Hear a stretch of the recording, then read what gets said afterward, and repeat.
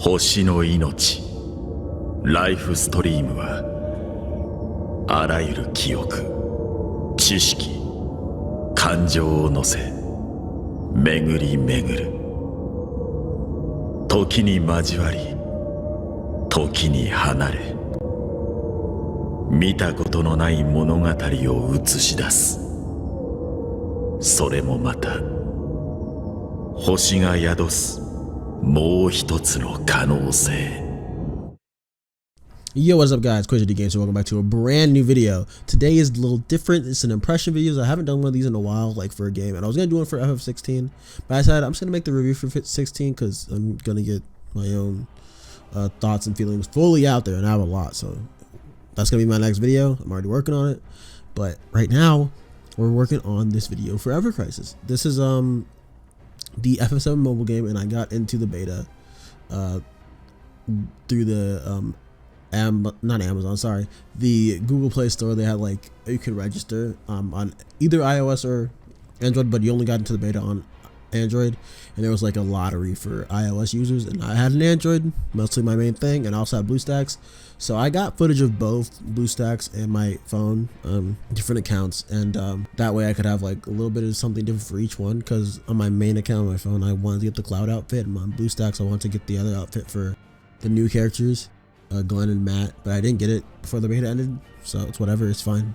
I wish I had gotten it, but it's okay. I got to play Ever Crisis a lot, but I didn't unlock everything because there's an issue I have with this game that I'll get into when I get to that section, but there's an issue I have with this game.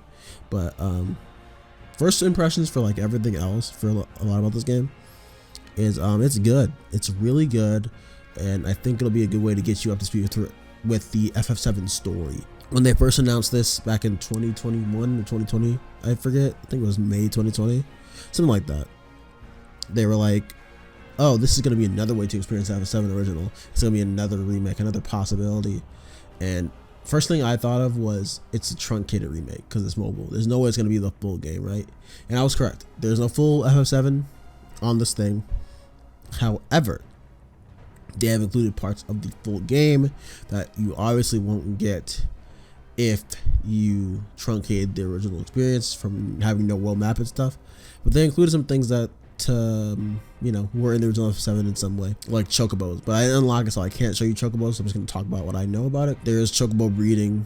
I don't know about chocobo racing, but there's chocobo breeding you can do when you get to your player level 7. It's very fun from what I understand, and you can take any character there and they can chill with the chocobos. They have their nice little idle animations, and it's really, really cute. So I didn't unlock that in time because the grind is very grindy for this game, and I'll get into that too a bit. From what I saw from people on Twitter and YouTube and Twitch, like Baby Seal and some of my followers, chocobo farm is really good. It's really cute. So you know, if you got to do that, awesome, and it'll be there in the full game, I'm sure.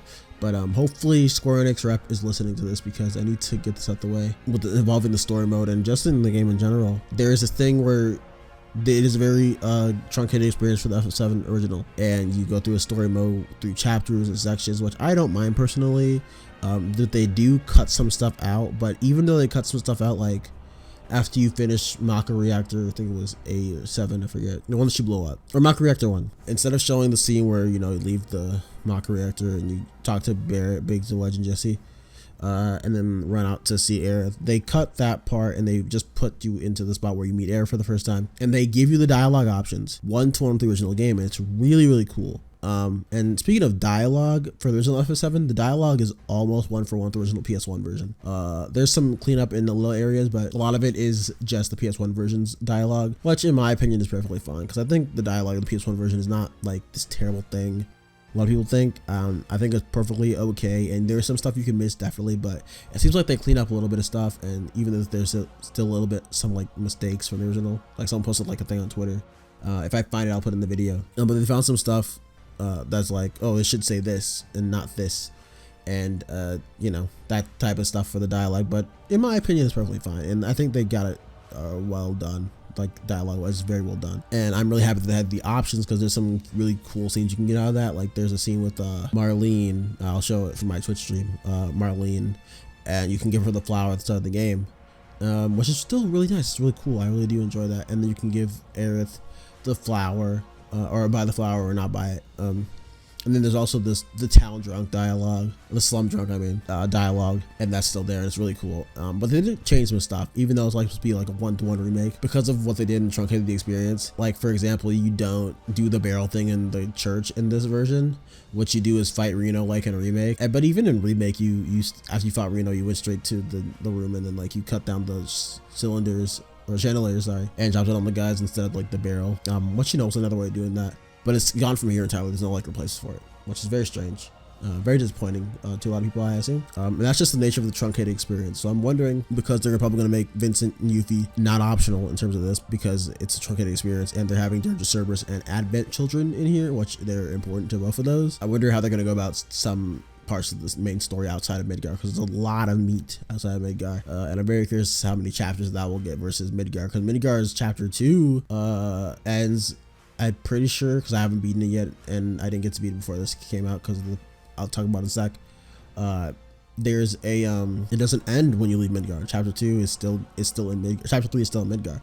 So if there's 10 chapters of FF7, if you don't end at chapter 3 does not end at Midgar, then how much of the main game is going to be in these other chapters? And I'm very worried about that, because I know it's going to be truncated, but I think it's just still be a fulfilling experience for people who want to get into FF7, learn about the story of FF7, and then go into Remake and Rebirth, right? Like, I think they should be able to do that. I'm not worried about the other stuff, but specifically FF7 that I'm worried about, because I think everything else is like pretty short story and writing wise, if not right, compared to FF7. That a truncated experience doesn't make any sense or difference for them, minus one other thing, but we'll see how that goes when it happens. So yeah, that's my thoughts on the original FF7 part of it. But Crisis Core, I think, really funny, because Crisis Core, this is a feature in the original FF7 part 2, that there's added sub stories. So they added some scenes where it's like, oh, you can learn about Biggs running the orphanage earlier than you do in Remake, and it's a little mini mission, and he talks to Cloud about it. And same with Wedge, you go up to the top of the plate with Wedge and meet a cat named Candy, where he helped her, and then Jessie, you know, having Cloud help her learn a training program, stuff like that. And then in Crisis Core, there is a sub story where you learn more about Zack as a person, outside of just being the hero like guy, because there's like a scene where he's like, oh, it's time I gotta go talk to the receptionist that I made a date for. But he's like, no, I can't stop training, because if I stop training, I want to achieve my dream to be first. And then he meets Kunsel earlier, so you like get a scene with Zack and Kunsel, and it's very funny because after that, Crisis Core is paced like Crisis Core. Like, Crisis Core doesn't have anything cut. Like, you don't get actually there's nothing missing from the start of Crisis Core. It's very funny. Crisis Core is like there 100%. Like, all the way. And I'm assuming it's because Crisis Core is a game where story-wise it's very, very short. Most of the content from Crisis Core comes from the missions. But if you just do the story straight, Crisis Core is not that long. So I assume it's just like, you can just, because Crisis Core is like it is, they can just do the whole thing and add some extra sections to flesh it out more, which is what I'm expecting. Because there's not a lot of exploration in Crisis Core. They don't have to have all that exploration, because they can just go from scene to scene. And then when you have a dungeon-like area like Fort Tamblin, which, you know, makes sense to have that a dungeon-like area, you can just do that. But not everything in Crisis Core needs a dungeon-like area, so they're able to keep most of Crisis Core like it is. But FF7 as a video game, like the original FF7, is like our biggest games of all time, like HGP said, so it makes sense why I would feel like there's less FF7 there than there is Crisis Core, which, you know, is perfectly fine. And then the next story is First Soldier, the story of 3 Shinra soldiers in 1992, I'm pretty sure it was, of FF7's world, and their leader Glenn, Matt, and Lucia, I think her name is, I forget, and their leader Glenn, and they land on an island in a new area added to the FF7 world, called the Rodeo, I think it was, Archipelago, and it's a brand new story, entirely brand new. Very, very funny that it's like that, in a very, very new location, and it's all going to lead into Sephiroth somehow. And this was supposed to be a story inside of the First Soldier, the mobile game, but because the First Soldier, the mobile game, shut down before they could actually do something like that, they're using this to tell that story. And adding some stuff for Sephiroth too, according to Nomura. So that's what that's gonna be. And so far so good. I think I like Glenn. He's very Laguna core, which I really, really like, but he's not exactly like Laguna. Like, they all have their archetypes, but there's like some dialogue in there that makes him seem like more than just a character archetype. It has the same I think effort as every other FF7 project, I think, even for like a mobile thing, so far at least. We'll see about when the full games comes out, but I like it so far. I'm very enjoying myself with that. But the issue is, as fun as that sounds, like everything I'm like praising the story aspect part, the problem with the story aspect part I can talk, sorry, is there's a system, and I've heard this was in the Nier mobile game, Nier Reincarnation, developed by the exact same people, is that this game has an issue with power levels, which is a mobile game thing. Compared to, like, let's say Opera Omnia, if you haven't played that, Opera Omnia is very generous, very nice to the player. You can tackle stuff very easily. Maybe that's because Opera Omnia has been in release for so long, over 5 years at this point. They're allowed to do that, but this feels very, very strict in a very weird way that I feel like is gonna harm people from coming back and playing it multiple times, because it feels like because you can't buy anything in full in this beta right now because they locked it out, but it feels like they want you to buy stuff in the full release to get your characters to good levels so they can continue on playing the story. My problem with that, if you want people to get caught up with FF7, you know, learn about the lore and stuff, and then also people who have never played before Crisis, a lot of the English speaking, and they went out of Japan audience, we have to play Ever Crisis. And if you're going to lock us from playing Ever Crisis by having us grind so much materials, level up our weapons, and, you know, or pull more weapons, because if we pull more weapons, we get more weapon mats to upgrade weapons to red from gold, or, you know, from purple to gold or whatever. It seems like it's going to be a very grindy thing just to play through the story, because I can't beat the current area I'm on for First Soldier, despite, well, another issue I have, that you know, it's supposed to make it a lot easier on the player, but it's just not. It's just harder because of how much power level you have, and I can't grind like that because I'm not a mobile game guy. Mobile games aren't my thing, and as much as I love FF7, I'm not gonna sit there and just mobile game grind stuff. I mean, I could by watching a YouTube video in the background or something, letting the thing roll, letting it auto battle or whatever. I'm just like, I don't want to do that, because I use my phone for a lot more than just playing games. I use my phone for YouTube, I use my phone for Twitter, I use my phone for texting my people I know. You know, I have a lot more stuff to do on my phone than just play Ever Crisis, and it's hard to play Ever Crisis while doing those things at the same time. And obviously that's just my ADHD talking, so I don't have to do all that. I could just play Ever Crisis, but I don't want to. So it's more of a personal thing, but also I think common personal thing, where people just don't want to grind like that, as fun as the game is, right? Like, you know, if you in the comments you agree or not, you know, whatever. That's how I feel basically about Ever Crisis grind stuff. But I really hope the full game makes it so that you don't have to power level so high. So I'm hoping Square Enix is listening, man, because I shouldn't have to power level in training mode or whatever to experience the story. Now, if I want to power level for like the side content, like the Criterion dungeon, I think they're called, which are really cool. Like, if you want to grind for that, sure, that's side content, you know. That's things that the Criterion dungeon is something that I should have to grind for. It's like the extra materials in FF14. You got to know how to play the game to do this stuff. So make me grind to do that stuff. It's perfectly fine, but not the main story. Not a big fan of that. Especially because I want to experience the main story, especially of FF7 and First Soldier for sure. Crisis Core, whatever, I don't care. First Soldier, FF7, I do want to experience, and you know, the other stuff that's coming with that, like Advent Children, Dirge of Cerberus, Before Crisis, and yeah. So now let's get into the side content. Now that I brought it up, the side content is pulling, drawing, you know, things like that. You have to draw in mobile games because it's a gacha game, and the drawing is really cool. Drawing animations is like some of the sickest shit I've ever seen. I fucking love how it looks. It looks awesome. I fucking love Cloud Strife, so it got my PP hard. I got really excited. It looks great. It's awesome, and I watch it every time I pull, which is very funny. I've never done that in a mobile game before, and it's awesome. It's awesome. And you know, you build your characters with the weapons you draw, and you level up, like I said earlier, with the mats for the weapons from drawing or doing the daily training quest or whatever. And you level those weapons up, and you get characters from just playing the game. You get weapons, you get the weapons and stuff from drawing. So I think you get some weapons from just playing certain content too, but don't quote me on that. Outside of drawing, you know, the normal gacha game thing.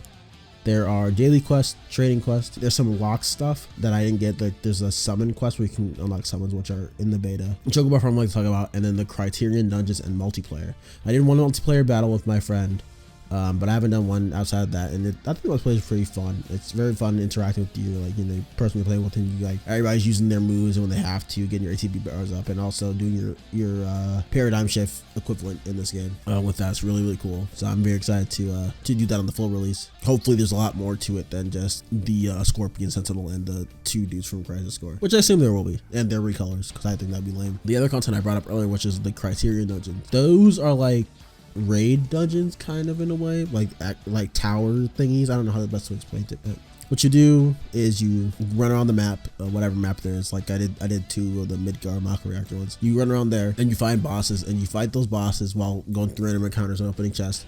And you have some in battles, if they hit you, you lose like part of your HP bar, and you have to recover it with a certain item. I think it's called supplement. I think it was called, or stimulant, and you can recover that stuff. It's like Dark Souls 2, I think it was. I forget which Dark Souls was, where you lose your HP bar depending on what happened in the game. And once you kill all the bosses, then you win. Or you can kill a main boss and leave the dungeon. But if you kill all the main bosses, you get a special reward for doing it versus just killing the one boss. It's like other mobile games where you do like 3 missions in a stage and you get a reward. You don't do that in the story mode. You get that from the Criterion dungeons and the other side content. The story mode is just you do the story, you get the rewards for doing the story, and that's it. So they include that other gacha game element in the Criterion dungeons.